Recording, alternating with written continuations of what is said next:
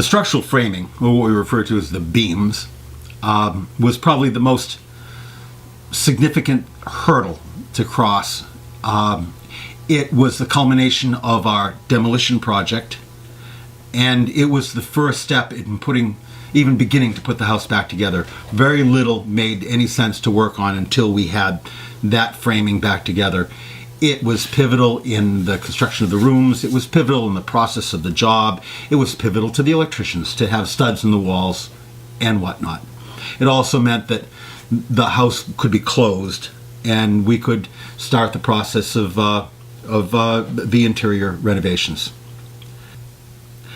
A couple of the beams in the house had really burned badly, and they were beams that were under great stress when the house was when I was living in the house. They were marginal at best as far as supporting the floor loads, and the fire had left them weakened to the point that they had to come out. Taking them out was a mechanical process, a slice, but it left us with a roof that was somewhat unsupported when we took the beam off the front wall.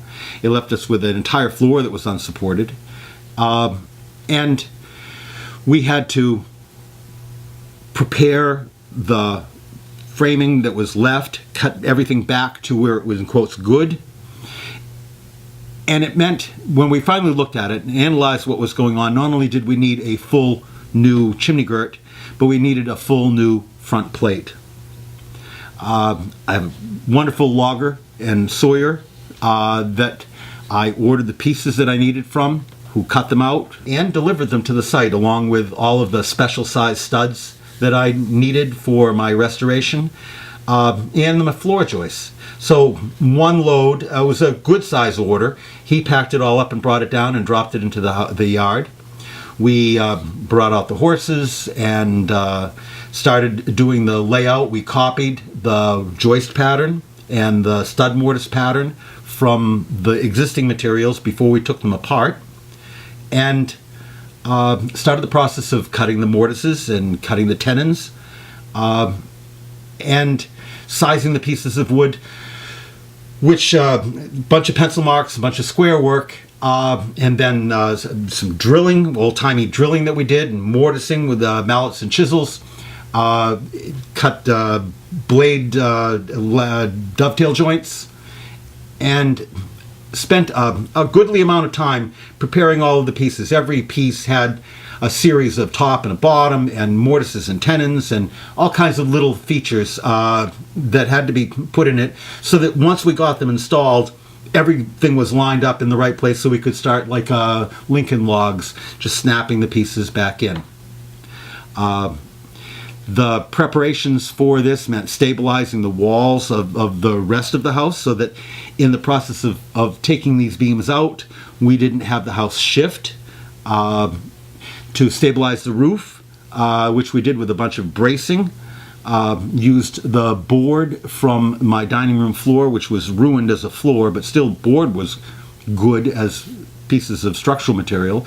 And so we hooked together a bunch of board to brace the roof so that it wouldn't sag without the studs that had supporting it. Remember that this is a timber frame house, and it largely is supported by the heavy beams that outline the top plate, the posts, and the floor plates, and the sills. And the studs in design are really just infill, hooked in place, but not really supporting, not load-bearing the way that every stud in modern construction is. Every stud shares a bit of the load of the roof or the bit of the load of the floor.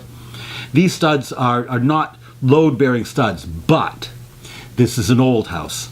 The beams have sagged, the house is twisted, the sills have rotted out twice. This house is no longer in the shape or condition that it was when it was built, and these load-bearing beams are all bent and crooked under ages of load. And so the building isn't really straight. And in the process of taking it apart, we didn't want to have anything bow or sag any more than it had to. And so the bracing was really quite important. But then comes the next problem, is when we put these new pieces of wood in, they are new and necessarily straight and reasonably square. The new straight pieces of wood that we put in are not going to have this sag that the original pieces had that we took out. And we're going to have to make a series of accommodations to reload the house onto these new straight beams and accommodate for the fact that some of these pieces are going to run in lines that are unnatural to the house. It's a simple fact of doing this kind of restoration, heavy restoration work. So while I've done this sort of thing a bunch of times in the past, one manner or another, it still there's mysteries to it, because it's almost impossible to predict all of the variations that are going to take place trying to put a new straight piece of wood in. So in a sense, we may have cleared out a little bit more than we should have, but it seemed only prudent. In the process, we had the building braced up.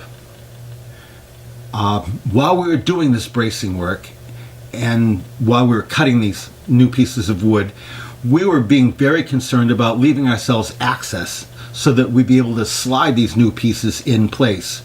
To do it, we had to thread the pieces in between the staging and the house on once for the front plate, and actually had to bring the chimney gird in from a neighbor's yard up over a scaffold over my yard and run it into the house.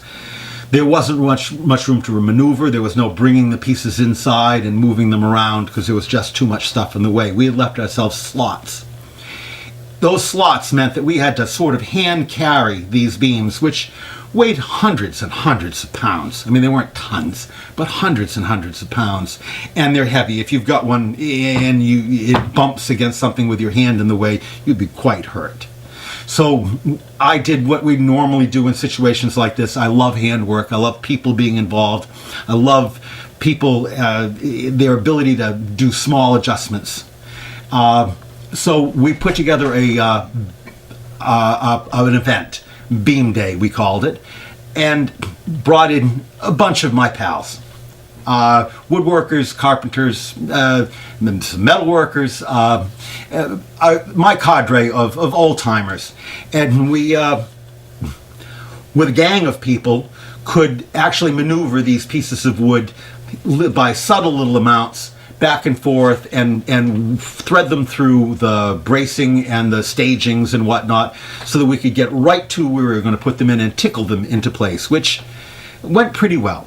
Some of them went well enough that most of my friends said, I didn't even know why I bothered to show up. I didn't even do anything. Well, I got 17 people that told me how they didn't do very much. And yet all of these pieces went together all in one day, which was pretty exciting.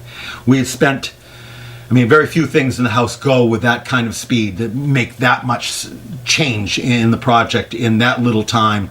It wasn't a great day in terms of weather, but it was a good day in terms of spirits because we really were accomplishing things. Putting these two new heavy beams in across the front plate and the chimney girder meant great things for the project. It tied the house back together, and then we threw the floor frame in, the floor joists, and the flooring in the girls' bedroom, and it seemed like we'd accomplished a great deal. By the time we'd finished that, we had all of our bracing down, and we had the house back together all in one day, back together in terms of holding itself in place and being structurally, no longer being structurally compromised.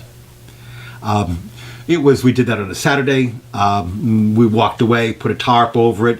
We then spent the next week tickling the studs back in, jacking pieces up here, loading pieces there to try to get the new framing, the new straight pieces of framing back into the house and bearing the load, and the studs back in the wall so that we could resheathe and close in the outside.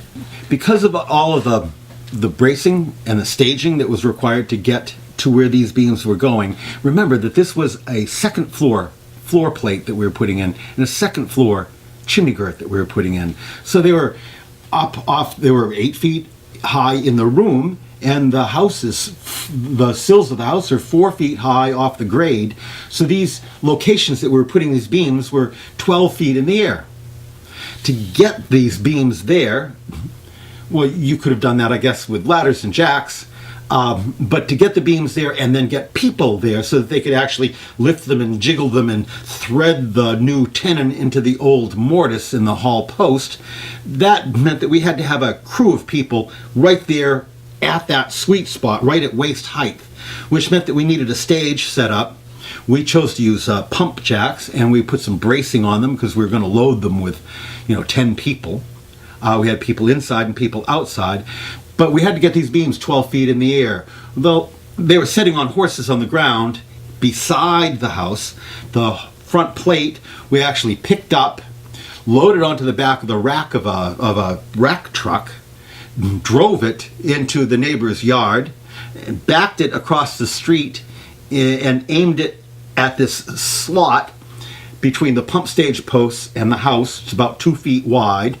At that end, it was about 6 or 7 feet off the ground. We loaded the beam by hand off the truck and onto the staging, then put rollers on the planks